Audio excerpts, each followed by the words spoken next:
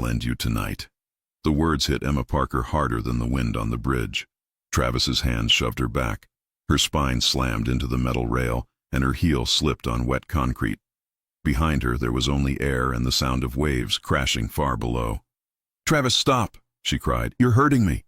"That's the point," he hissed. Whiskey clung to his breath. "You think you can just leave me?" Cars rushed by on the other side, distant and blind. A cold streetlight washed Travis's face in pale light. His eyes were glassy, jaw clenched. Emma tried to push him away. Her fingers were numb from cold and fear. "I told you we're over," she said, voice shaking. "We can talk tomorrow. Just let me go home." He slammed her harder into the rail. Her body rocked over the edge. Her right heel found nothing, and the roar of the ocean rushed up at her. "Travis!" she screamed. He yanked her forward on instinct, then pinned her again. His face was inches from hers. "You're not going anywhere," he spat. "You belong to me. You think I don't see your boxes, your little apartment searches? You leave this city, you leave with me, or you don't leave at all. Say it."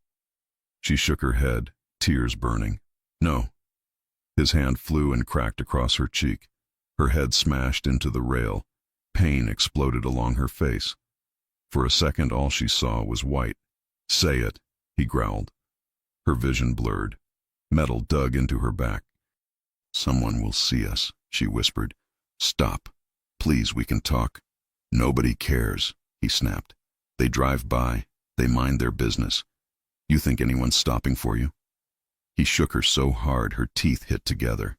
Her nails dug into his wrists, useless.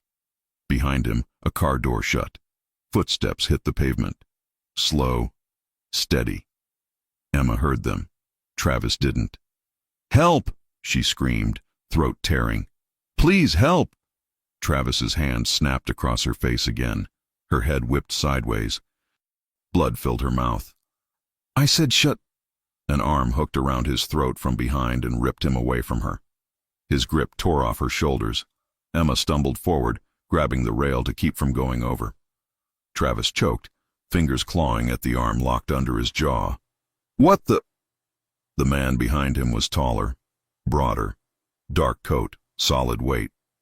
He dragged Travis away from the edge and slammed him into a concrete post. "You like putting your hands on women at the rail?" the stranger asked, voice low. "Get off me." Travis coughed. "You don't know what she did. This is between us." "You're right," the man said calmly. "I don't care what she did." His fist drove into Travis's stomach.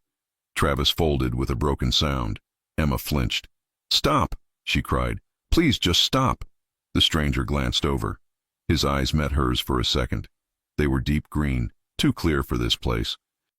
They flicked to her bruised cheek, the rail behind her. "You should step away from the edge," he said. "You're bleeding." Emma shuffled sideways until there was real pavement behind her. Her legs shook badly. Behind her, Travis swung weakly at the stranger's head. The man caught his wrist, twisted, and dropped him face down on the concrete. His knee pinned Travis's back. One more clean punch to the jaw and Travis went limp. Silence rushed in. Wind, engines in the distance. The stranger stood and turned fully toward Emma. He looked like he was in his early 40s. Short dark hair, stubble along a strong jaw. A dark coat that fit broad shoulders. His knuckles were scraped. He stopped an arm's length away and held out his hand. "Can you stand?" he asked. She nodded, then realized she was already on her feet. Her body trembled anyway. He didn't move closer until she put her hand in his. His grip was firm but careful, warm. He guided her away from the rail and put himself between her and the drop. "Thank you," she whispered. I didn't think anyone would stop." He glanced at Travis. "Most people don't want trouble." "And you do?" she asked. "I don't like watching men like him win," he said. Emma looked at Travis. He lay on his side, cheek to the concrete, chest rising and falling. "Is he—" she forced out. "Alive," the man said. "Unfortunately. We should call an ambulance," she said quickly. He hit his head.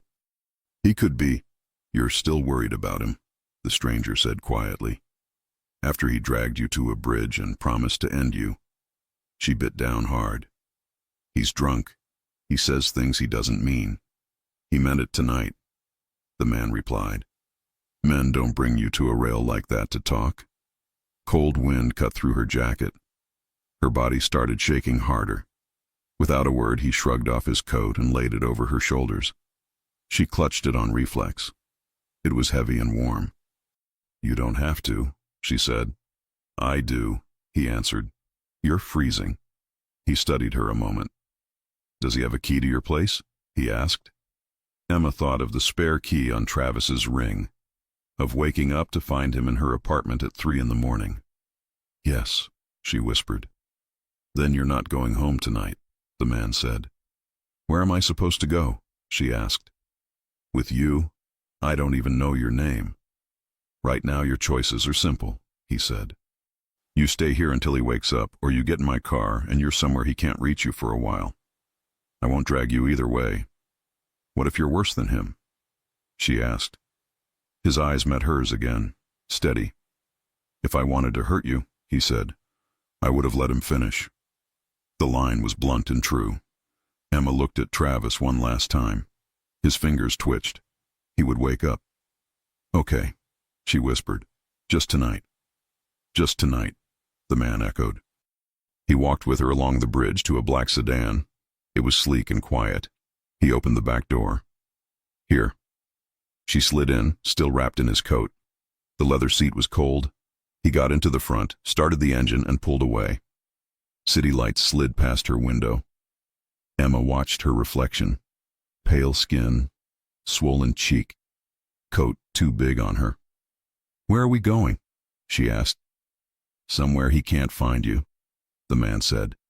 And where the people he answers to won't look yet. The people he answers to, she repeated.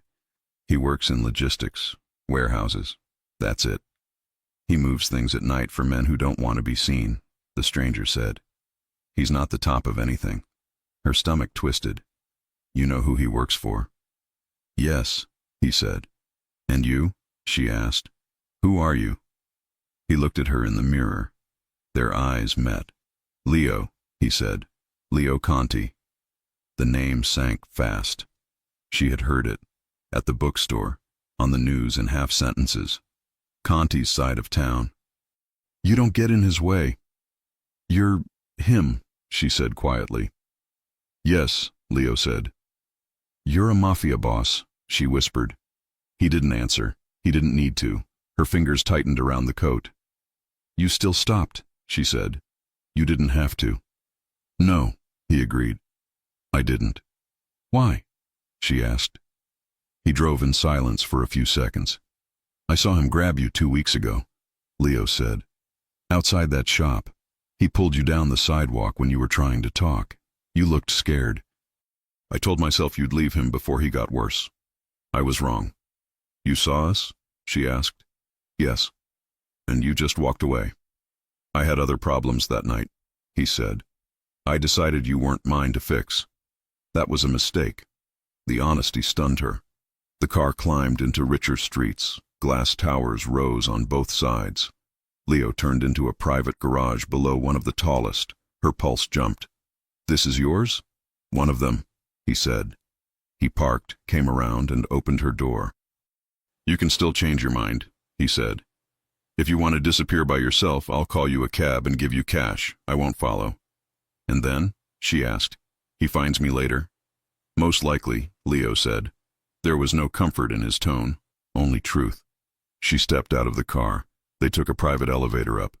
Leo swiped a card and hit the top button. Are you going to the police? She asked suddenly. No, Leo said. Why not? She demanded. Because the men above him have money and lawyers, he said. They'll twist your story and walk. Then they'll be angrier. This isn't how they get stopped. The elevator doors opened. The penthouse was large and bright, windows wrapped around the room, showing the city in lights. A gray sofa, a kitchen with clean counters, no clutter. Emma stepped out slowly, feeling out of place. You live here alone? She asked. Yes, Leo said. He checked a small screen by the wall, security feeds. then turned back to her. "Bathroom's down that hall," he said. "Guest room first door on the right. Kitchen's there. Sit." She sank onto the edge of the sofa. Her body still wouldn't relax. "I shouldn't be here," she whispered. "You shouldn't have been on that bridge either," Leo said. "But you were.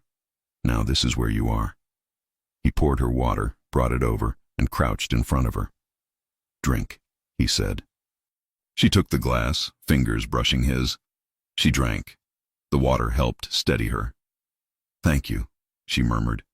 "You're welcome." He watched her for a moment. "What happens now?" she asked. "Now you try to sleep," he said. "Tomorrow we talk about Travis, about who he works for, about how far this reaches." "I work in a bookstore," she said. "I pay my rent late, that's all. Why would anyone else care about me?" "Travis doesn't attach himself to people for fun," Leo said. "He looks for what they connect to. Family, jobs, names on paper. We'll go through it in the morning." Her stomach turned. "Am I in danger because of him?" "Yes," Leo said. "Tonight you were. I'm not letting that happen again." "You don't even know me," she whispered. "I know enough," he said. "I know you tried to worry about his head after he almost threw you over a rail. That tells me more than most files do." Her eyes stung. He stood, nodded toward the hallway. "There are clothes in the guest room closet," he said. "They'll be big but clean. Lock your door from the inside. No one touches it but you." "You're not going to—" She hated the shake in her voice. "I mean, you're not expecting anything because I'm here." His jaw tightened. "No, Emma, I'm not." He said it like it offended him she even had to ask. "I'm not Travis," he added. "I don't hit women. I don't take what isn't offered. You're here because you ran out of better options, not because you owe me anything." Relief made her knees weak. "Okay," she said softly. She rose. The coat slid down her arms. She pulled it tighter. At the hallway, she looked back. Leo stood near the windows, city lights outlining his frame, hands in his pockets, shoulders tense like they carried weight she couldn't see. "Leo," she said quietly. He turned his head. "Thank you," she said, "for stopping the car, for everything." His eyes held hers. "Get some sleep, Emma," he said. "Tomorrow we start making sure he never gets within arm's length of you again." She nodded and went into the guest room. She locked the door, sat on the bed, and pressed her fingers lightly to her sore cheek. The bruise throbbed. Travis's voice echoed in her skull. "I'll end you tonight." Leo's voice cut across it. "I'm not letting that happen again." On the other side of the wall, Leo stood at the windows, looking down at the city he partly controlled and the dark strip of ocean beyond it. He thought of Travis, unconscious on the bridge, of the men above him, of a name he already knew too well, Victor Kane. He thought of Emma Parker, in his guest room, wearing his coat, still apologizing for worrying about her own life. He had walked away once when he saw Travis's hand on her arm. He wouldn't walk away again. Tomorrow this would turn into business. Routes, names, files. Tomorrow he would start cutting Travis and his boss out of anything that could reach her. Tonight he let one clear line take shape in his mind. If anyone tried to use Emma Parker to test him, Leo Conti would show them exactly how dangerous caring about someone could be. Emma barely slept. Even with the guest room door locked and Leo's coat wrapped around her like armor, every shadow made her flinch. Every creak of the penthouse sounded like Travis climbing stairs he shouldn't have access to. When she finally drifted off, it was only for a few minutes at a time. She woke to imaginary footsteps, to her own heartbeat, to the echo of his voice on the bridge. "I'll end you." At some point, exhaustion finally won. When she opened her eyes again, pale morning light softened the room. For a moment she forgot where she was. Then she saw the tall windows, the quiet, the two soft sheets. Leo Conti's penthouse. She sat up fast. Her cheek ached, her head throbbed. Her throat felt tight, like she hadn't spoken in days. She freshened up in the bathroom, splashing cold water on her face, then stepped out into the hallway, slowly, carefully, like someone entering a stranger's house in the middle of the night. The living room was empty, but Leo was in the kitchen, sleeves rolled up, cooking eggs like he wasn't a man whose name people whispered. She stopped at the edge of the counter. "You cook?" she asked. Leo glanced over. "Not well, but it's food." She didn't move. Her eyes flicked to the door. "Travis, he won't come here, right?" "No," Leo said. "He won't get past the lobby. Even if he did, he won't step out of bed for a couple of hours. I hit him harder than he realizes." Emma looked down at her hands. "I should go to the police." "Eventually," Leo said, "but not while you're alone, and not until we know how far this reaches." "What does that mean?" she asked. Leo slid the eggs onto a plate and set it in front of her. "Travis didn't just find you," Leo said. "He was told to get close." Emma blinked. "By who?" Leo leaned on the opposite side of the counter. "There's a man named Victor Kane," he said. "You don't need to know everything about him except this. He likes to use people the same way Travis does. Just smarter." His voice hardened. "And Travis answers to him." Emma picked at her eggs, appetite gone. "Why me?" Leo hesitated. "Because of your father," he finally said. Emma's heart sank. "My dad? He was an accountant. He filed taxes for small businesses. He barely made rent." "Yes," Leo said. "And one of those small businesses was a shell company Kane used. Quietly. Your dad flagged something he shouldn't have. Maybe he didn't know who he was crossing. Maybe he did. Doesn't matter. Kane lost money. A lot of it." She stared at him. "My dad died of a heart attack." "Maybe," Leo said. "Maybe not. I don't guess when it comes to Kane." Emma felt the room tilt. "So, Travis pretended to be my boyfriend because of that? Because of something my dad touched?" "No," Leo said. "Travis doesn't have that much brain power. Kane used him. People like Travis want to feel important. Kane gives them scraps and tells them it's a crown." Emma's fork trembled. "He could come after me again," she whispered. "Yes," Leo said, "which is why you're not staying here." Emma froze. "You're sending me away." "No," he said. "I'm moving you somewhere safe. Somewhere nobody knows. Somewhere only 3 people in the world have the address for." "Why not here?" she asked. "Because men like Kane know this building," Leo said simply. "They've tried to hit me before. You weren't involved then. I'm not giving them a second chance." Emma looked at him, fear tightening her chest. "Is this my life now?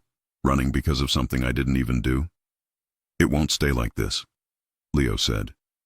"But until I know how many names your father touched, what he wrote down, and what Travis told Kane, I'm not letting you walk into an apartment he has a key to." She rubbed her eyes, exhaustion crashing down again. "I can't believe this is real." "I know," Leo said quietly. "Eat. Then we move." They left through a private garage exit. Leo drove this time. Emma kept checking the mirrors, convinced she'd see Travis behind them, or someone worse. Leo noticed. "Nobody's following us," he said. "How can you be sure?" she asked. "Because I spent half my life being followed," he said. "I know the signs." They drove past apartment buildings, old brick warehouses, a riverfront lined with cold winter sunlight. Eventually, Leo pulled up beside a row of narrow brownstones on a quiet street. Nothing fancy, nothing suspicious, just normal. Emma frowned. "This doesn't look like a safe house." "That's the point," Leo said. He led her inside a side entrance and down a hallway to an apartment door. He unlocked it with a code she didn't see. Inside was a clean, modest loft, warm light, soft gray walls, a couch, a kitchen, a small bedroom. "I use this place when I need quiet meetings," Leo said, "and when I don't want my movements tracked." Emma stepped inside slowly. "So, I stay here?" "For now," Leo said. "Until I can clean up the mess Travis created." A knock sounded at the door. Emma jumped. "It's Marcus," Leo said. He opened the door to reveal a tall man with a shaved head and a serious face. "Boss," Marcus greeted. Then he looked at Emma and softened slightly. You okay? She nodded. Good, Marcus said, because your boyfriend's people started asking questions last night. Emma stiffened. Travis? No, Marcus said. Kane's men. Emma felt the blood drain from her face. Leo spoke first. How many? A few, Marcus said. They were asking for her address, acting like they had a right to it. Emma's breath stuttered. Leo's jaw tightened. They won't get it, Leo said. But it means Kane's getting impatient. And ambitious, Marcus added. He thinks you're distracted. Leo scoffed. I'm not distracted. I'm pissed. Marcus looked at Emma again. You're safer here than at the penthouse. Travis won't find you, and Kane's men don't know this place exists. Emma swallowed. What do we do next? Leo looked at Marcus. We start digging. Marcus nodded. Already pulled the files. Her dad left a trail he didn't mean to leave. Emma frowned. Files? My dad's things are in my apartment. Were, Marcus corrected. We picked up what we could before Kane's guys checked the building. Nothing left in there now.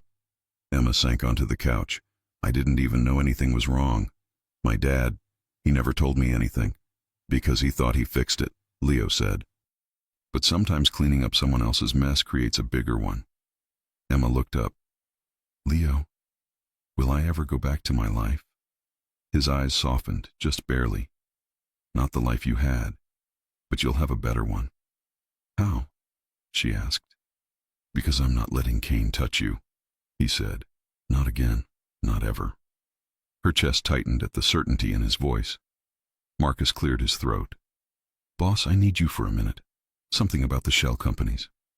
Leo nodded. To Emma, he said, Stay here. Lock the door. I'll be 5 minutes. Emma nodded and watched them step into the hall. 5 minutes turned into 10. The quiet apartment pressed in on her. She walked to the window overlooking the alley, pulling the curtains aside just enough to peek.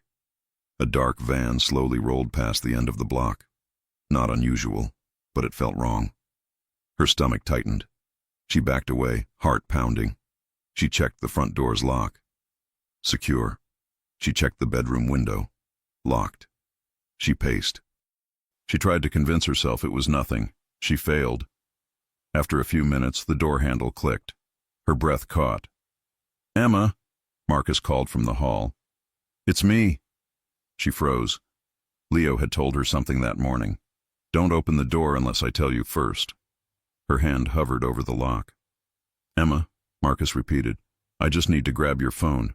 Leo wants to wipe it. Her heart thudded painfully. She needed to be sure. What color was the sweater you brought me this morning? She asked through the door.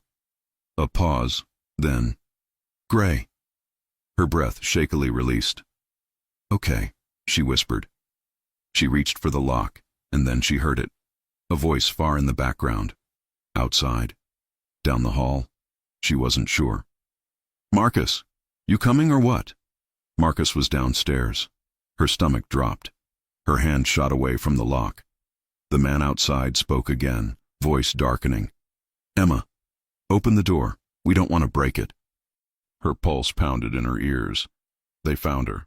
Leo wasn't here. Marcus wasn't here. She backed away slowly. The doorknob rattled. Don't be stupid, the man said. You open it, nobody gets hurt. She scanned the room frantically. No weapon. No escape. Except the back service door Leo had pointed out. Only use it if you have no other choice. This was no other choice. She grabbed a heavy vase from the counter, holding it with trembling hands. She ran to the back hall, forced the lock, and slipped into the narrow service corridor. She pulled the door shut behind her. Footsteps thundered on the other side of the apartment. Voices. Her heart raced so fast she thought she might pass out. She ran toward the stairwell and slammed directly into a man waiting in the shadows. He caught her before she could scream. Well, he said, tightening his grip. That was easy. Emma kicked, twisted, clawed, but another man grabbed her from behind. A cloth pressed over her mouth. Chemicals burned her lungs. Her vision dimmed. Her last thought before darkness swallowed her whole was Leo's voice. I'm not letting that happen again. But he wasn't here, not this time. Emma woke with her cheek against something cold. A slow, rhythmic drip echoed somewhere above her. At first, she thought she had fallen asleep sitting upright. Then she tried to move her arms. They didn't move. Her wrists were cuffed behind a metal chair. Rope pinned her waist to the backrest. Her ankles were tied to the legs. A warehouse. Concrete floor. High windows. Old machinery pushed against the wall. Fear surged through her chest. She forced her eyes to focus, and froze. Travis stood a few feet away. He looked rougher than before. Bruised jaw, bloodshot eyes, split lip. But his smirk was the same. "Morning," he said. "You gave us trouble." Emma's throat tightened. "Travis, let me go. Please." Still polite. He muttered, stepping closer. "You shouldn't have left me. You made me look like a joke." "You almost killed me," she whispered. "That's because you don't listen," he snapped. "But it doesn't matter. I did what Kane wanted. I got close. I watched. I learned what you had." Emma's blood ran cold. "Kane?" Before Travis could answer, the metal door screeched open. 3 men walked in. 2 were guards. The third was calm. Too calm. He moved with quiet confidence, like the room belonged to him. Victor Kane. Emma's breath caught. He stopped in front of her, studying her like she was an object. "So," Kane said, "you're Emma Parker." Her stomach twisted. "Why am I here?" "For something your father stole," Kane replied. "A number trail. A missing file. Money that slipped through my hands because your dad grew a conscience." Emma shook her head. "My dad didn't steal anything." "No," Kane said. "But he refused to sign a transfer. It froze one of my accounts. I lost a fortune." Emma felt sick. "He never told me any of this," she said. "Of course not," Kane said. "Honest men think they're invincible until they aren't. Your father died at the wrong time, and now you have all his things." Emma blinked. "What things?" "The box you keep under your bed," Travis said. "The papers, the notes. I saw them." She stared at him, stunned. "You were watching me go through my father's things?" "You never asked where I was?" he said with a shrug. Kane snapped his fingers. "Enough." He pulled a phone from his pocket. "You have something I want," Kane said. "And someone else wants you back." He dialed. Emma's heart slammed. "Don't—" Kane hit speaker. 2 rings. Then, "Yeah." Leo's voice. Emma's breath hitched. "Leo." A beat of silence on the line. "Emma?" Leo's voice sharpened. "Are you hurt?" "She's fine," Kane said. "For now." "Kane," Leo growled. "If you touch, you're in no position to threaten me." Kane interrupted. "You took something from my side. I'm taking it back." "What do you want?" Leo asked coldly. "The files your little accountant hid," Kane said. "Every sheet, every drive. You bring them to me. Alone." "And if I don't?" Leo asked. Kane stepped closer to Emma, fingers brushing her hair back. "Then she's gone." Emma jerked away, disgust twisting in her stomach. Leo's voice came sharp through the phone. "Kane, I swear." "You'll bring the files," Kane repeated. "And you'll walk into my building without your men. You see her alive first. Then we trade." "I see her walking," Leo said. "Or nothing happens." Kane smirked. "We'll see." He hung up. Emma's pulse hammered. "He's coming," she whispered. "Of course," Kane said. "He cares about you more than he should." He nodded to his men. "Tighten the rope. No marks on the face. I want her presentable." A guard tightened the rope until Emma gasped. Kane watched with mild interest. "You should relax," he said. "If he brings me what I want, you go home." "And if he doesn't?" she asked. Kane smiled. "Then you won't be around to worry about it." He left. Travis lingered. "You could have had a simple life with me," he said. "But no, you wanted to act better. Now look at you." Emma stared at him with open hatred. "I feel sorry for you. That's all I ever felt." His jaw twitched. "Boss said no marks," the guard warned. Travis spat on the floor and left. Emma's chest tightened. She shifted against the rope. No give. The cuffs cut into her skin. Her throat felt raw. She tried to steady her breathing. Leo is coming. He'll walk straight into danger for me. A tear slid down her cheek. Across the city, Leo Conti wasn't pacing. He was silent, still, dangerous. He stood in the safe house, staring at the shattered vase Emma had used to fight. Marcus stood beside him, tense. They grabbed her right after we stepped out, Marcus said. They were watching the building. Leo's jaw flexed. Someone tipped them. We'll trace it, Marcus said. But we have a bigger problem. Noah entered with a tablet. We pulled some traffic cam footage.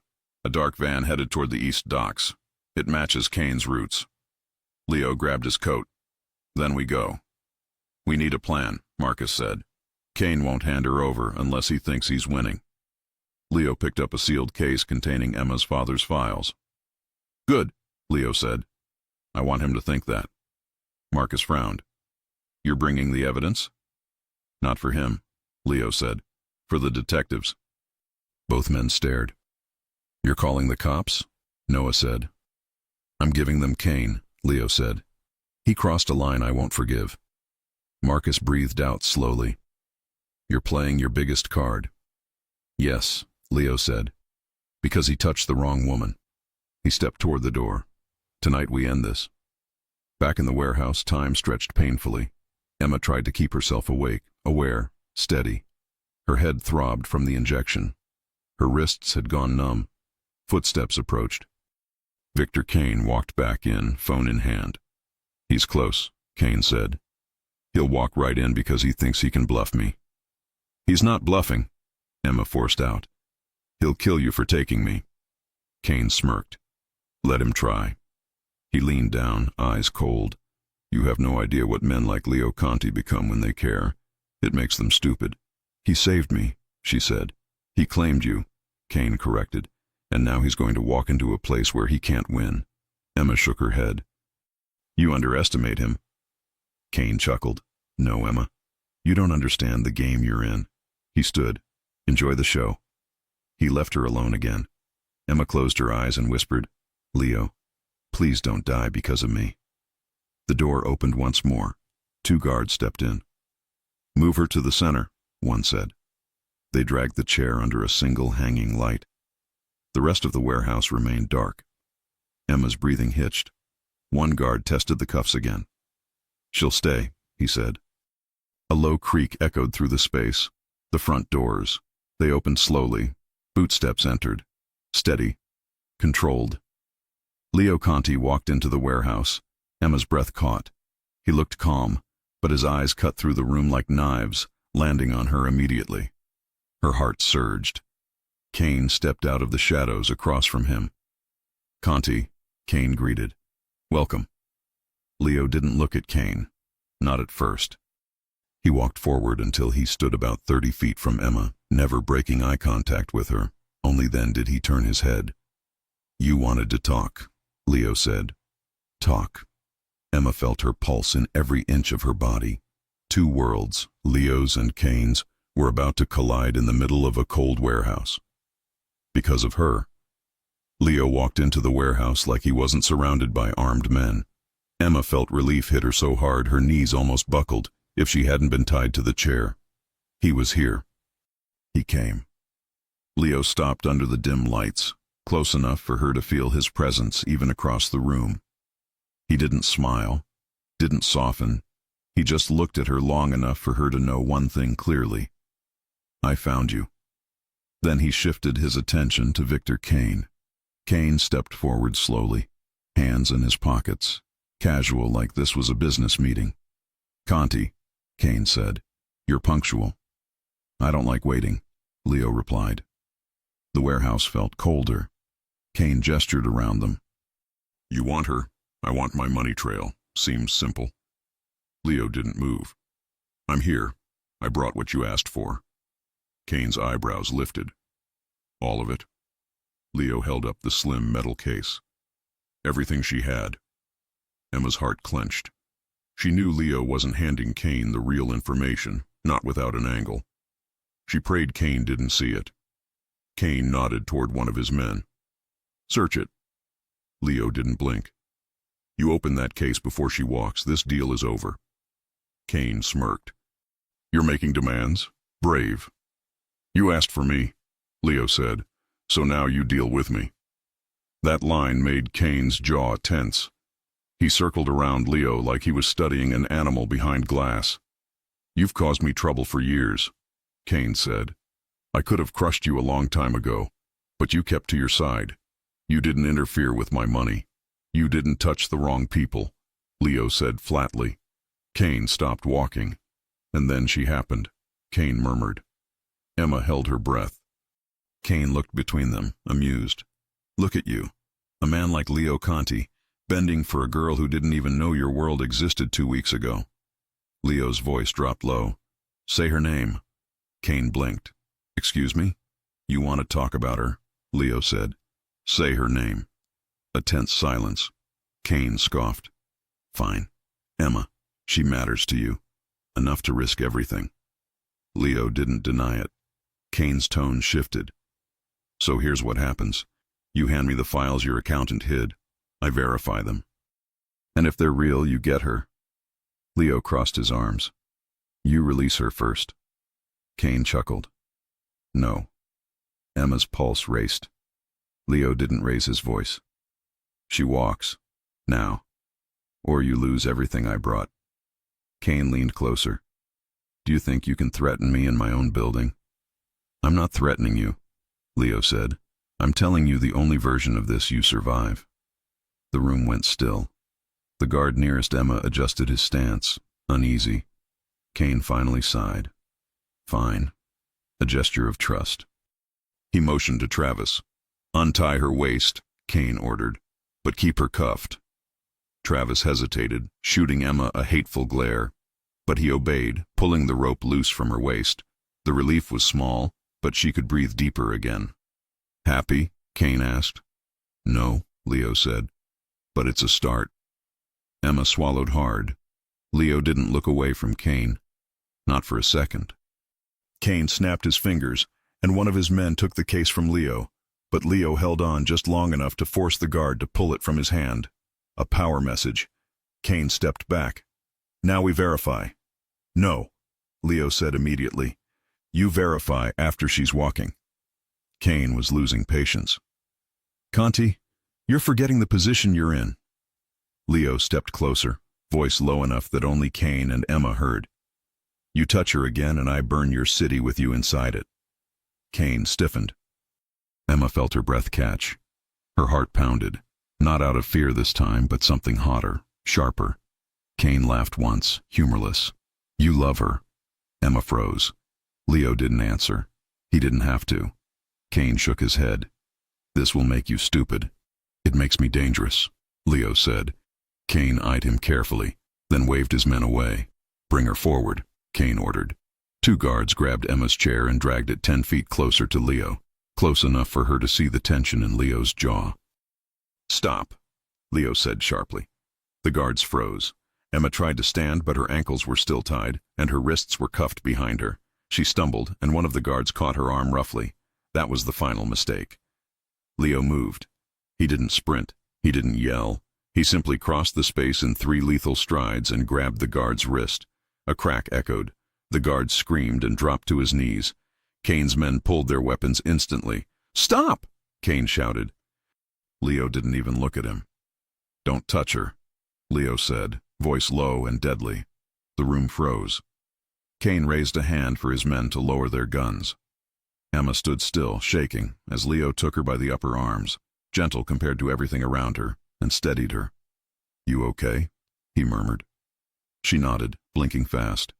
Yes, just get me out of here. I will, he said, with absolute certainty. He turned to Kane again. Her cuffs come off, Leo demanded. No, Kane said. Leo's jaw tightened.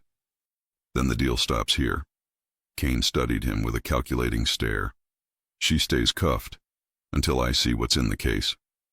Leo didn't move. He didn't blink. You're stalling, he said quietly. Because you're afraid. Kane's mouth twitched. Of you? Yes, Leo said. Of exactly what I'll do if you make the wrong call. Kane snapped his fingers again. Reluctantly, the guard behind Emma unlocked the cuffs from her wrists. Emma gasped when sensation rushed back into her hands. Leo stepped between Emma and Kane's men, blocking their view of her, a silent territorial line drawn in the middle of the warehouse. Kane's voice cut through the tension. Open the case. One of his men knelt and unlatched the metal case on a table. Kane approached it slowly. Leo stood still, but Emma saw his shoulders tighten. The guard flipped the case open. Papers, files, the ones Leo had taken from her father's box. Kane scanned the top page, then another. He frowned deeper with each sheet. Finally, he looked up at Leo. This is only half, Kane said. No, Leo answered calmly. It's exactly what you asked for. Kane's eyes hardened. You're lying. You're stalling, Leo repeated. Something cracked in Kane's expression. Fear, anger, realization. You brought the cops, Kane whispered. Emma's breath hitched. Leo said nothing. Kane stepped back, eyes darting toward the high windows. You brought the cops, he roared. Guns lifted toward Leo. Emma screamed. Leo grabbed her and pulled her behind him, just as bright flashes lit up the windows. Police, don't move! Sirens blared outside. Kane cursed and backed away. Travis panicked, grabbing a gun from the nearest guard and lunging for Emma, screaming, She's not leaving with him!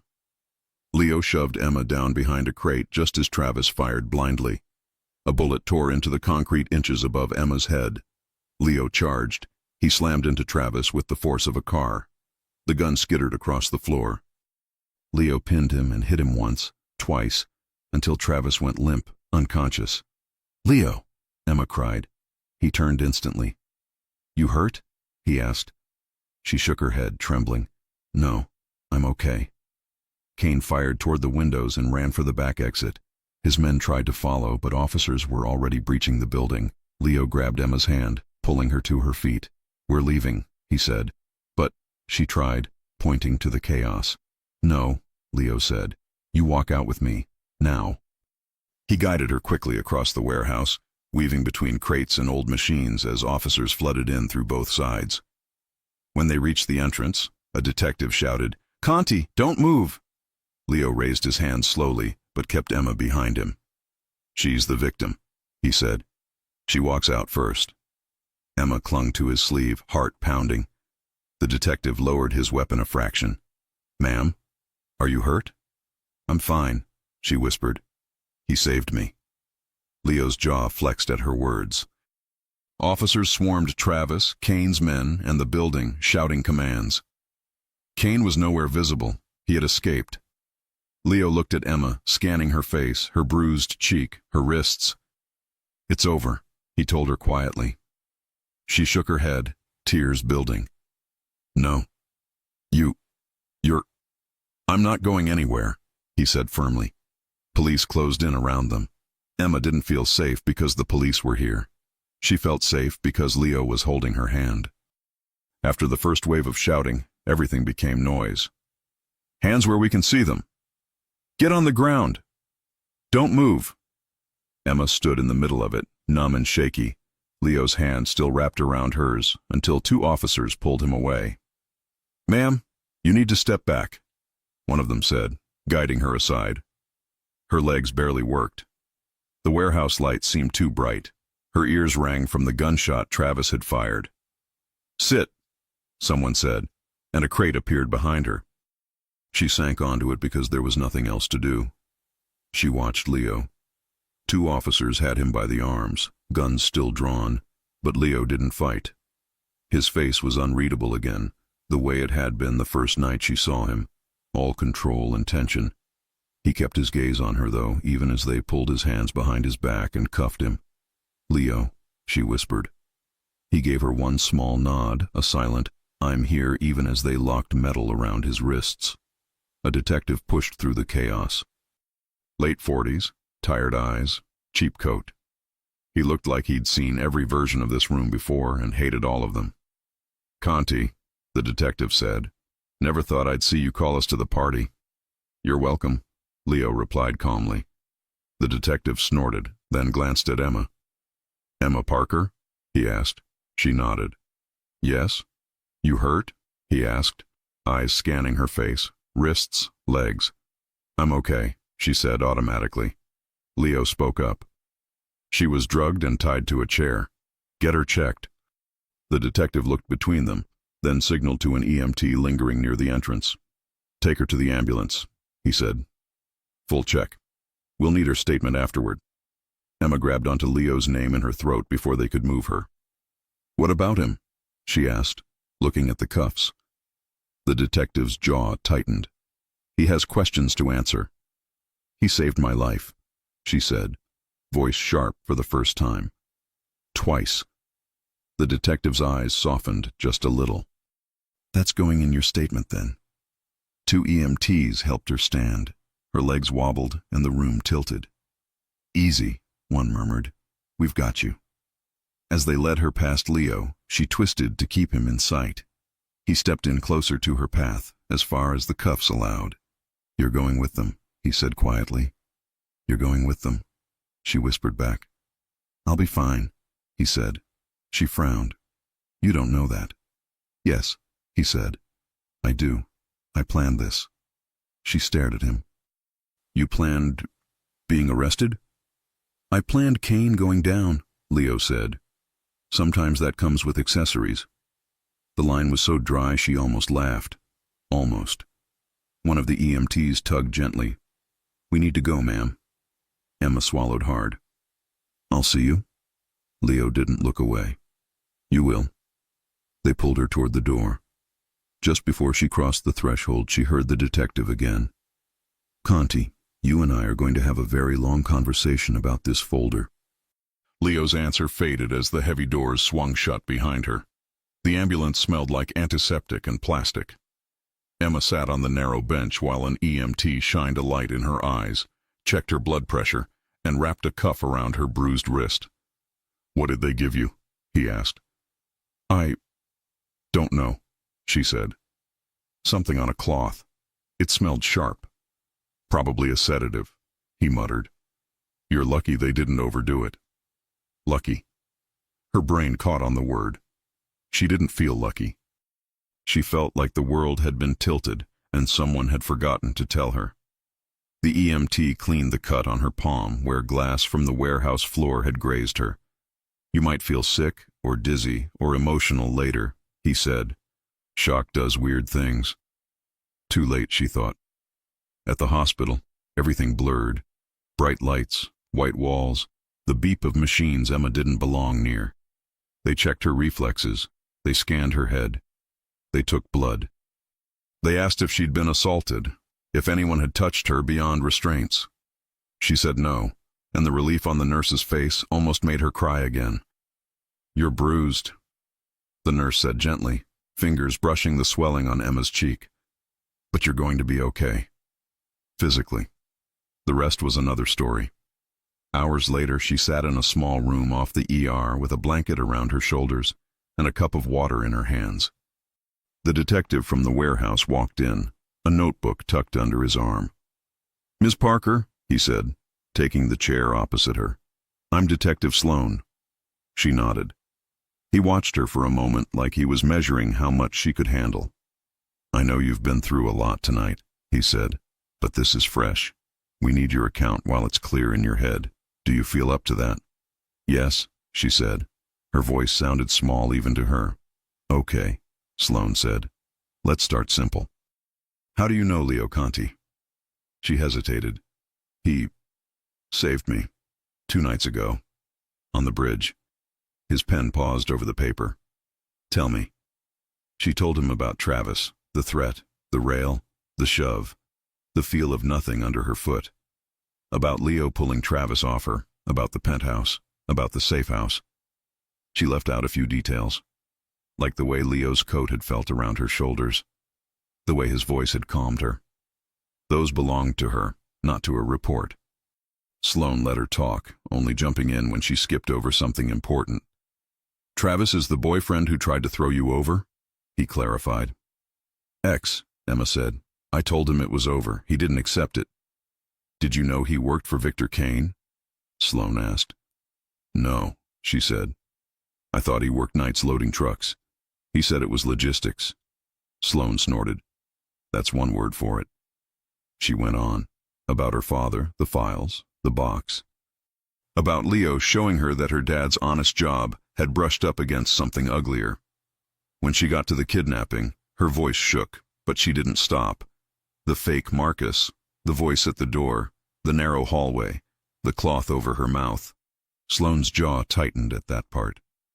And then the warehouse? He asked quietly. She nodded. I woke up tied to the chair. Travis was there. And then... Kane. Kane talked to you? Sloane asked, suddenly sharper. Yes, she said. He knows everything. About my father, about Leo, about the files. He said my dad blocked a transfer that cost him money. He thinks my father hid something from him. Sloane scribbled fast.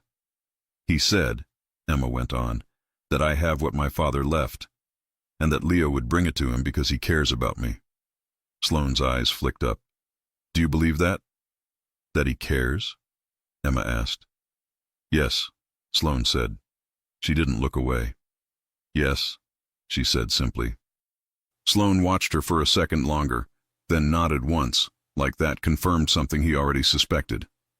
And on the call with Kane, he said, You heard Leo agree to bring the files? Yes, she said, but he made him promise I'd be alive and walking first. Did he say anything about the police? Sloane asked. No, she said honestly. He didn't tell me anything. Sloane's mouth twisted. He didn't tell me much either, not directly. But he gave us something we've been chasing for a long time. The folder, Emma said. The folder, Sloane agreed. Your father's work, plus some things Leo apparently added on his own. Enough to put Kane's operation under a microscope. Enough that federal agencies suddenly want to buy me dinner. He shut the notebook. Ms. Parker, he said more gently, Leo Conti is not a good man in the simple sense. He's done things the law cares about. Things a jury would care about. I know, Emma said.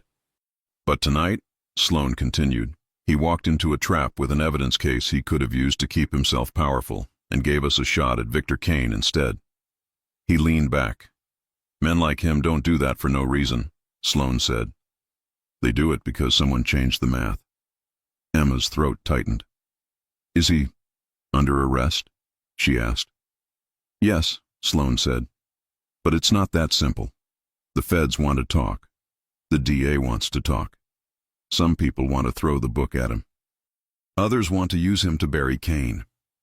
And what do you want? She asked quietly. I want Kane in handcuffs, Sloane said. And I want you not dead on a floor somewhere. Leo helped with both those things tonight.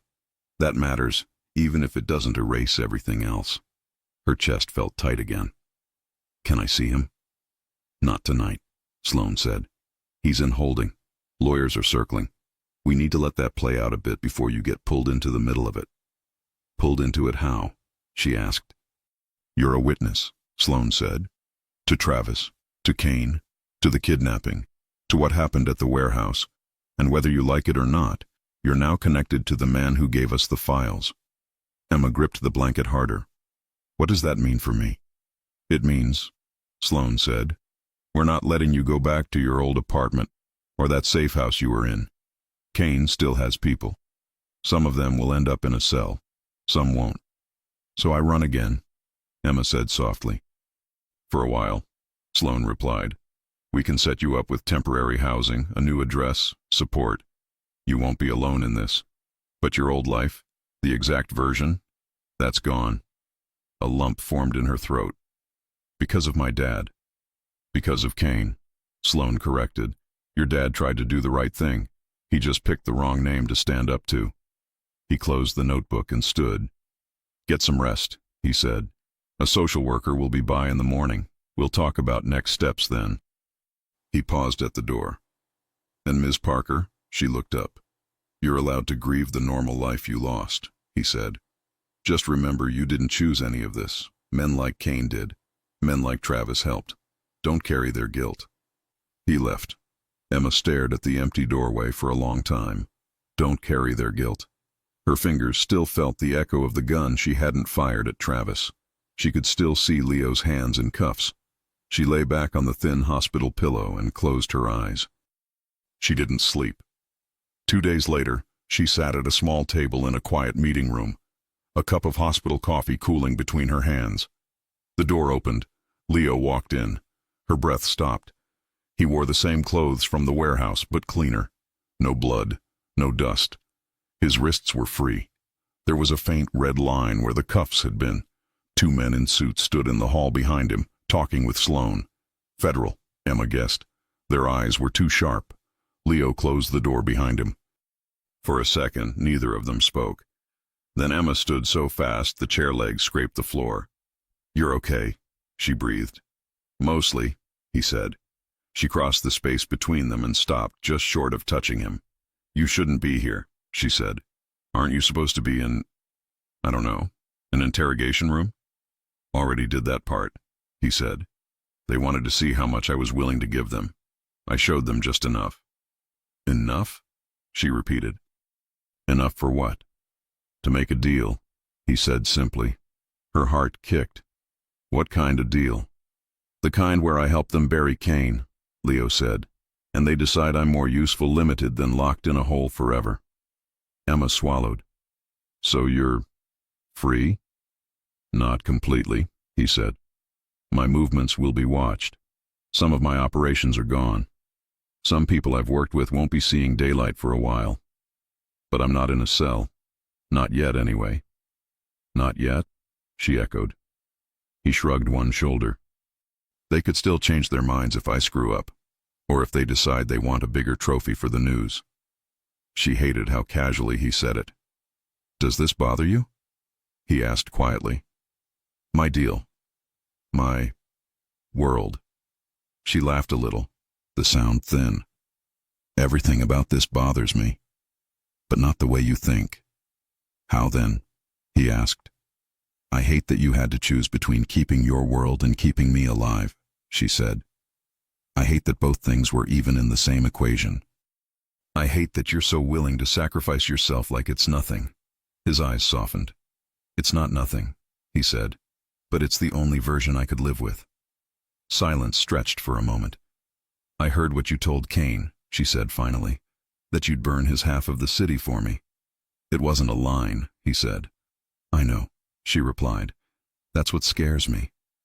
He stepped closer, slow enough that she could step back if she wanted. She didn't. "You're allowed to be scared of me," he said. "You're allowed to walk away. No deals, no pressure. You get placed somewhere safe, you start over. You forget my name if that helps you sleep." "Can you forget mine?" she asked quietly. His jaw clenched. "No." "Then don't ask me to forget yours," she said. He let out a breath that sounded almost like relief. She reached up without thinking and touched the red mark on his wrist. "Did they hurt you?" she asked. "Not like that," he said. "They threatened. They pushed. They tried to see where I'd bend. I didn't give them everything, just what they needed for Kane." "And what about you?" she asked. "What happens now?" "Now they start taking apart his accounts," Leo said. "They seize assets. They drag men like him into court. It won't be quick, but it will hurt him." "And you?" she insisted. He hesitated for the first time. "I'll lose ground," he said. "Territory, some power. I won't be the man everyone avoids anymore. Some will try to test me, thinking I went soft." "Did you?" she asked. He looked at her like the question cut deeper than any bullet. "No," he said quietly. "I just picked a side." Her chest ached. "Where do I fit in that?" she asked.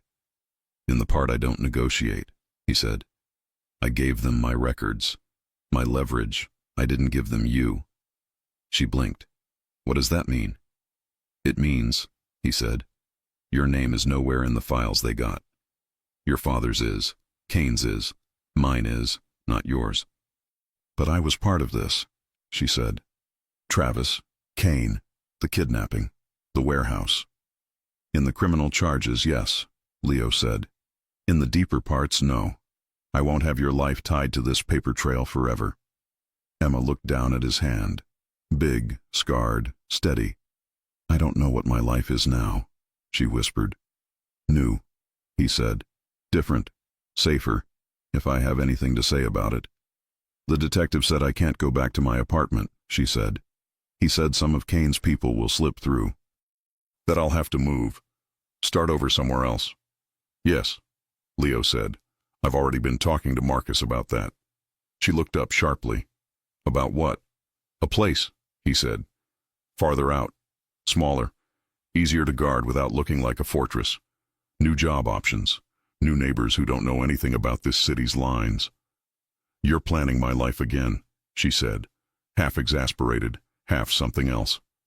I'm planning your safety, he corrected. You get the final say on the rest. She searched his face. And where are you in this plan? He didn't look away.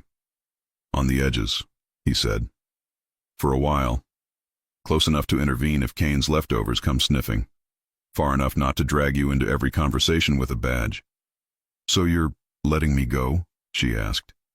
No, he said. I'm letting you breathe. The answer hit something deep inside her. I don't want to never see you, she said quietly. I don't care if it's complicated. I just need to know this isn't goodbye. It's not, he said. It might be space, it might be time, but it's not goodbye. A knock sounded on the door. Detective Sloan poked his head in. Time's about up. Federal guys are twitchy when they don't control the schedule. Leo smirked. They'll learn. Sloan gave him a flat look, then turned to Emma. Social worker is waiting, Ms. Parker, he said. We've lined up a temporary relocation program. You won't be alone. We'll go over details. Emma nodded, throat tight. Okay. Sloan glanced between them and sighed like he was stepping into something he didn't want to touch. For what it's worth, he said, looking at Leo. Your choice with that folder. That saved lives. I don't say that lightly. Leo's expression didn't change much, but Emma saw something flicker there. Don't make me regret it, Sloan added. I won't, Leo said. Sloan disappeared again, leaving the door half open. Emma and Leo were alone for a few more seconds. He took them. He reached out and gently tucked a loose strand of hair behind her ear, fingers brushing her cheek. You're stronger than you think, he said. You kept your head in that warehouse. You didn't break when Travis had a gun to it. Remember that when this all feels bigger than you. It is bigger than me, she said. Then let me carry the heavy parts, he replied. Her eyes stung. You already are, she whispered. He lowered his hand slowly. When they move you, he said, you'll get a new number. Use it when you're ready, not before. If you want silence, I'll give you silence. If you want me there, say the word. And if the feds don't like it, she asked. His mouth curved in a faint, dangerous smile. They're getting Kane. They can live with not getting every piece of me. Emma let out a shaky breath. I'm scared, she admitted. I know, he said. Do it scared anyway. That's how you win. She didn't know if she leaned in first or if he did. All she knew was that suddenly his forehead rested against hers for a second, his breath warm, his voice a low murmur. You're not just something I saved on a bridge, he said. You're the line I won't cross for anyone. Her chest felt too full. He stepped back before she could completely break. Go with Sloan, he said. Get out of this hospital, out of this city. Start something that's yours. You'll find me? She asked. He nodded once. If you want me to. She gave him the only answer she could. I will. He let her go then. Literally. Physically. She walked past him toward the door, blanket still around her shoulders, hospital bracelet still on her wrist. At the doorway, she turned back one last time. He stood where she left him, hands in his pockets, watching. Their eyes met. No promises, no guarantees. Just a shared truth. Whatever came next, they were both already too far in to pretend this was over.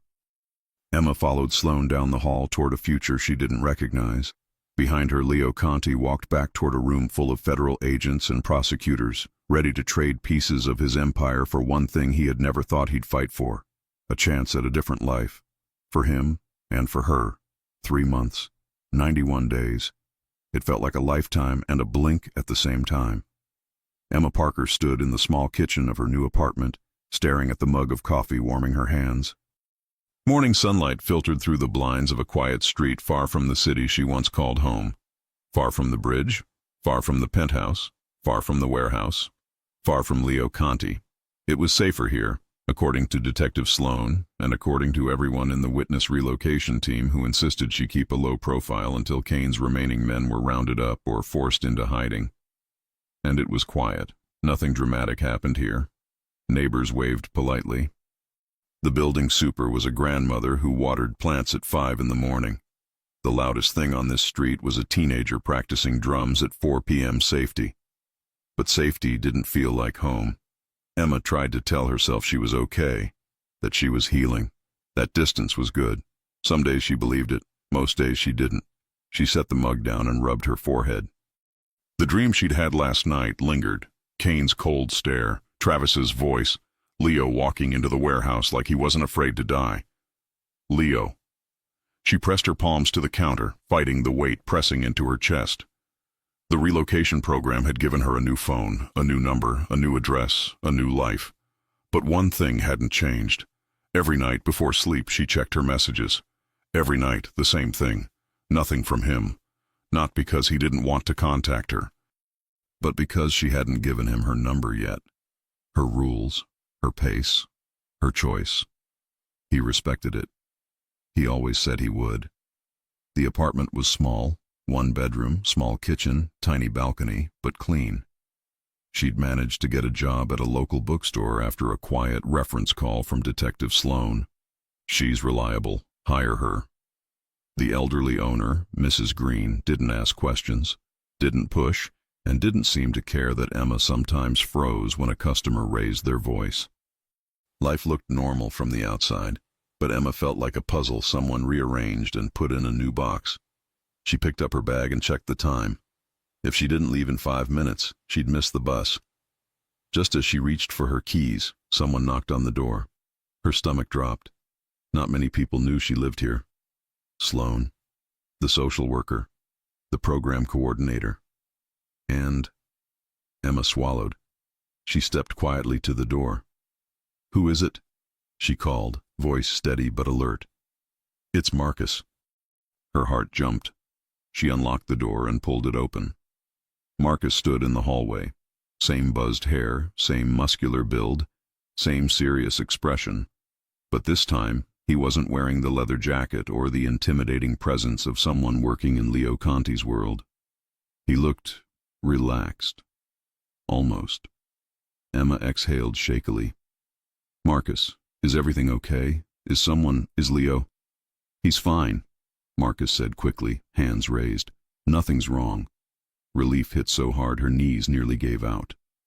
Marcus leaned against the doorframe. "Can I come in?" "Of course," she said, stepping aside. He walked in and glanced around, nodding in approval. "Nice place. Better than the old one. Less murder bridge energy."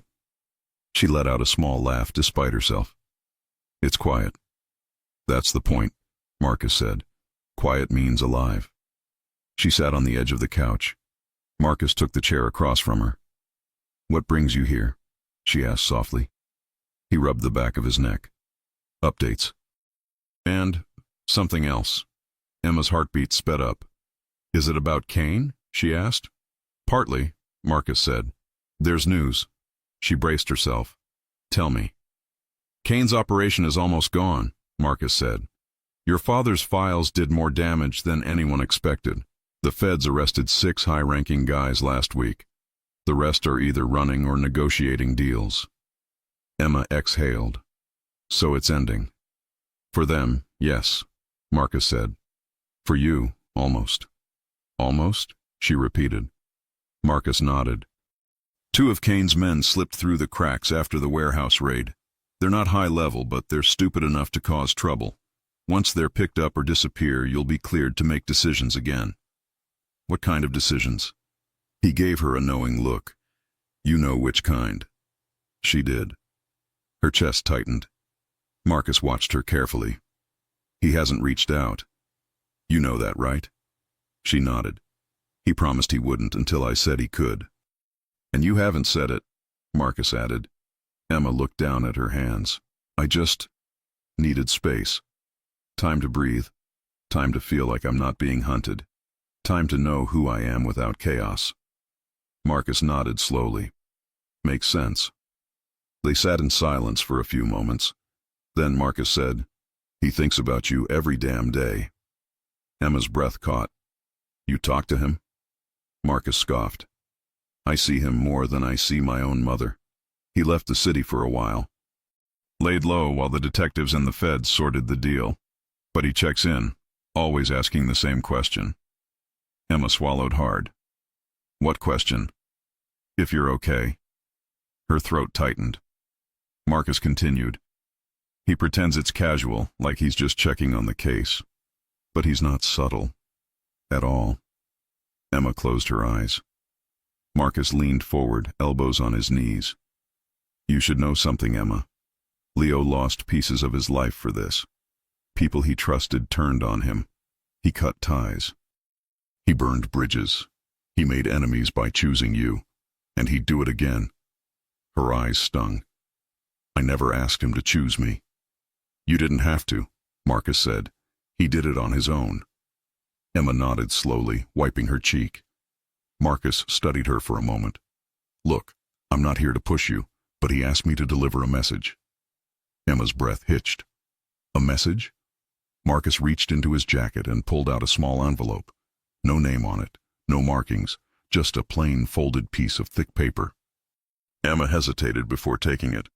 Her fingers trembled slightly as she opened the flap. Inside was a single line in Leo's handwriting. I'm still where I said I'd be. Come find me when you're ready. Her heart clenched at the sight of it. Marcus stood. He meant every word. Emma stared at the note. Where is he? She whispered. Not far, Marcus said. Same city, different side. He bought a place quiet enough for you to breathe, but close enough to help if you call. Asked me to tell you only when it was safe. Her pulse raced. Do I go to him? She asked, voice barely audible. Marcus shrugged. That part's your call. Nobody decides that for you. But I will say this. He hasn't been the same since that night at the warehouse. He's calmer and angrier at the same time, like he's living two lives and only one of them has air. Emma let out a shaky breath. I miss him. I know, Marcus said. Silence settled again. When can I see him? She asked finally. Marcus smiled slightly. That depends. You still got that new phone they gave you? She nodded. Then it's simple, he said. Text him. Her throat tightened. What do I say?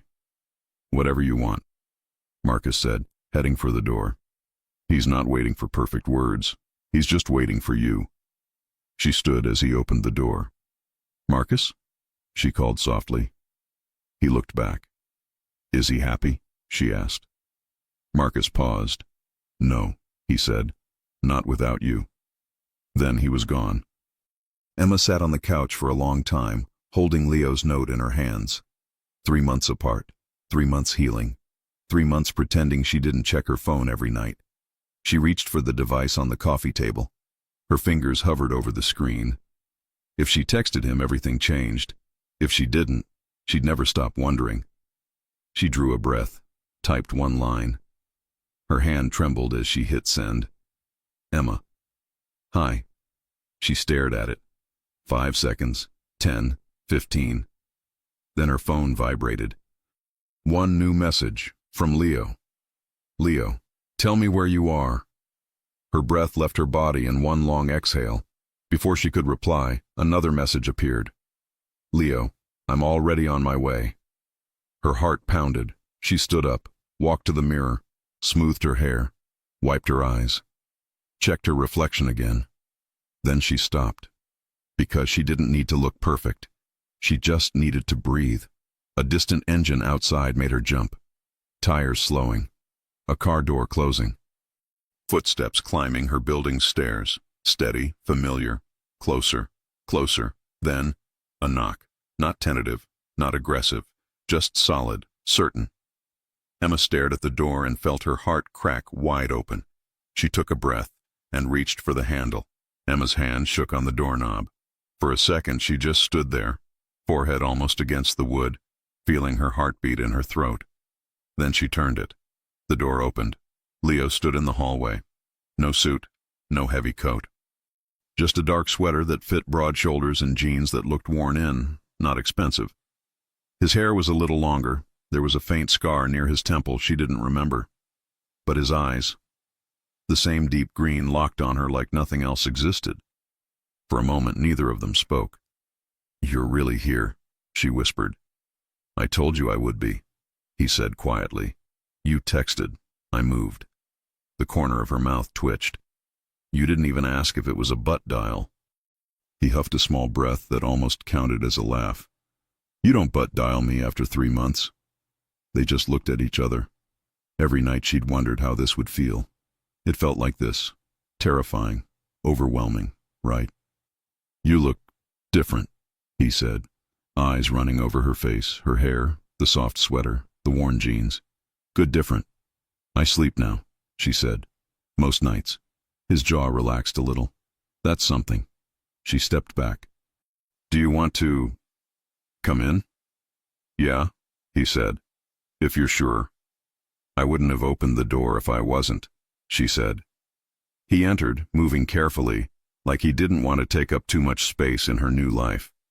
The apartment suddenly felt smaller with him in it. Not cramped. Full. He looked around once. "You've been busy." "It's not much," she said. "But it's mine. The bookstore's 5 blocks away. Mrs. Green lets me rearrange the displays. I'm pretty sure that's her version of love." He smiled, brief but real. "You deserve quiet." Emma closed the door and leaned back against it, fingers still wrapped around the knob like a last anchor. "So," she said, "are we going to stand in the doorway for the next hour, or—" He turned fully toward her. The distance between them was only a few feet. It felt like a mile, and no space at all at the same time. "I didn't want to touch you unless you were sure," he said simply. She swallowed. "I texted you. I opened the door. I haven't changed my mind in 3 months." He let out a breath, and some of the tension in his shoulders finally eased. "Okay," he said. He crossed the distance slowly, giving her every chance to step away. She didn't. When he stopped in front of her, close enough for his warmth to reach her, she looked up at him and blurted the first thing that truly mattered. "Are you safe?" He blinked. "That's your first question?" "It's the only one that's been eating me alive," she said. "You made a deal. You gave them cane. You cut things, burned things. I keep thinking, what if they changed their minds? What if someone came after you for helping them? What if—" "Emma," he said softly. He reached up, his palm cupping her cheek, thumb brushing the spot that had once held a bruise. "I'm here," he said. "Not in a cell, not in a morgue. Watching you talk too fast, that's the answer." Her eyes burned. "Tell me the rest anyway." He hesitated, then nodded. "The feds got what they wanted," he said. "Kane's accounts, his network, his dirty cops. They're still pulling it apart. But he's done. Locked up waiting for trial, and he's not talking his way out of this one." "And you?" she asked. "I lost a lot," he said. "On purpose. I cut ties with men who would have pulled me back under. I handed over parts of my business that were poison. What I've got left is small, cleaner. Boring, if you ask Marcus." "Legal?" she asked. "Legal enough that if someone checks, I don't end up in handcuffs," he said. "I still owe them cooperation for a while. Meetings, testimony. But the part of my life that made headlines, it's already dying." "You did that for them?" she asked. He shook his head. "No. I did it because once you walked into my world, I had to decide if I wanted you to stay there, or if I wanted to build something you could stand in without flinching." Her throat closed. "You don't owe me a new life," she whispered. "I know," he said. "I owe myself one. You just gave me a reason to actually do it." Tears blurred her vision. "That night," she said, "in the warehouse, when Kane said you loved me, he was trying to use it," Leo cut in, To make me weak. He was wrong, she said. It didn't make you weak. It made you walk in with a case full of dynamite for him. He huffed another almost laugh. You have a dramatic way of putting things. You have a dramatic way of saving small bookstore girls on bridges, she shot back. He smiled then, really smiled. It softened his whole face. I missed you, he said quietly. Her chest clenched. You're not supposed to say it first. Why? He asked. Because then I have to say it back, she said, voice wobbling. And I was trying very hard not to cry in front of you in the first 5 minutes. Too late, he murmured. Tears spilled over, and she laughed weakly. I missed you too. Every stupid day. His thumb caught a tear before it fell. Good, he said. Would have been depressing if I was the only one. Silence settled, but it wasn't empty. It felt like a held breath. She stepped in closer, her hands lifting almost on their own to his chest. His heart beat steady under her palms. I need to hear you say it, she whispered. Plain. No games. He looked down at her like he'd been holding the words back for months. Emma Parker, he said quietly. I'm in love with you. Her breath hitched. I tried to tell myself it was just guilt or responsibility or the rush of saving someone, he went on. But 3 months without you, and I still wake up looking for you in a room you've never been in. That's not guilt. That's not responsibility. That's just you, under my skin, and I'm done pretending otherwise. She let out a sound that was half sob, half laugh. Say it again, she whispered. I'm in love with you, he repeated, firmer this time. She closed her eyes, pulled herself together as much as she could, and answered, I'm in love with you too. His eyes shut for a second, like the words hit harder than any punch he'd ever taken. Careful, he said, voice rough. I might never leave now. Good, she said. I'm tired of doors closing behind you. He leaned his forehead against hers. You sure? He asked. You know what comes with this. My name doesn't just wash off. There will be people who judge you for choosing me. People who wait for me to slip. The cops will keep tabs on me for a while. I can keep you out of most of it, but not all. I know, she said. And I'm still here. I've had 3 months to run. I didn't. He exhaled. Then I need to be clear too, he said. I'm not asking you to come back to the old world.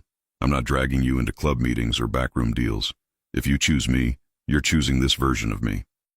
The one who will walk away from anything that puts you back in a chair like that warehouse. I won't be perfect, but I will not let you be used as leverage again, by anyone. She smiled through the tears, even if that means letting go of what's left of your throne.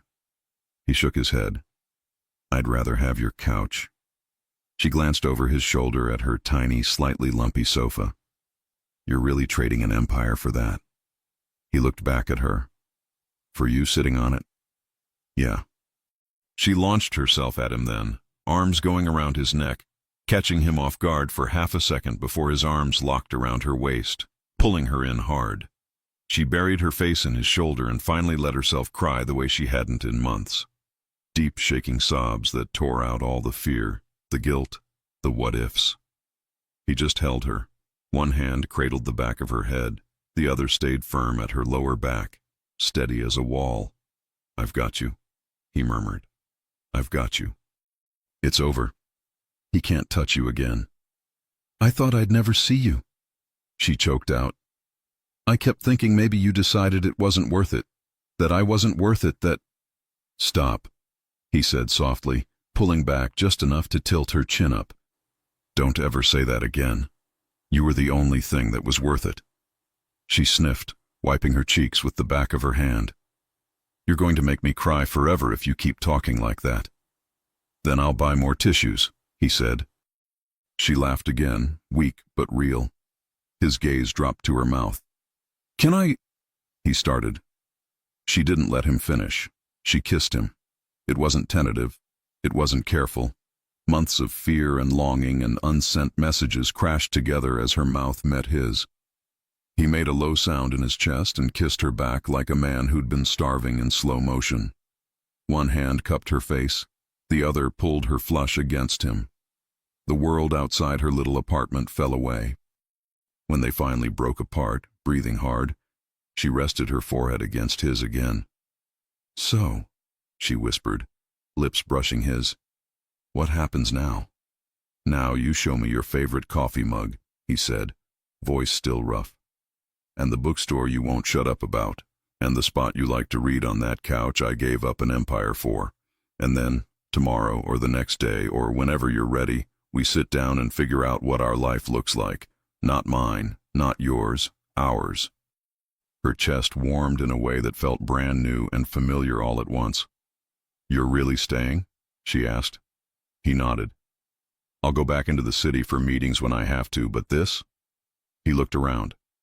"This is home now if you want it, with me in it." "And if I panic?" she asked. "If I wake up with a nightmare and tell you I can't do this?" "Then we stop," he said. "We slow down. We change whatever we need to change. You don't owe me a version of yourself that hurts just to keep me comfortable. I'll adjust." Her eyes filled again. "When did you get so good at this?" He smirked. "You make me practice honesty. It's annoying." She smiled. "Get used to it." He squeezed her waist once, then stepped back a little. "Show me," he said. "Show you what?" she asked. "Your life," he said simply. "The one you built without me. I want to know it before I try to fit into it." She took his hand. "Come on then," she said. "But don't judge my dishes." They walked through the tiny apartment together.